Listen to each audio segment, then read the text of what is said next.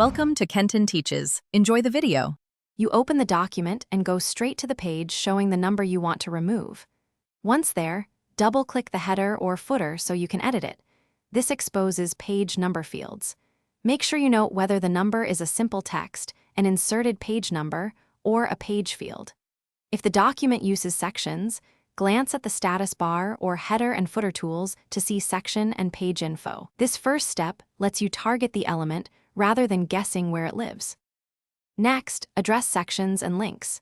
If your document has section breaks, click Header and Footer Tools and disable Link to Previous to prevent deletions from propagating. Then select the page number field or the inserted page number control and press Delete. This removes it from the current header or footer.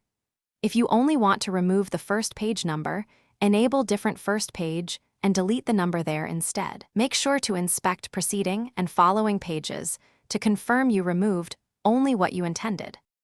Finish by updating fields and saving. Press Ctrl plus then F9 so any remaining numeric fields refresh, and save a copy before making irreversible edits.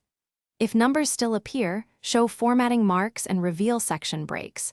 Often a section break, next page, resets numbering. Make sure headers are unlinked where appropriate.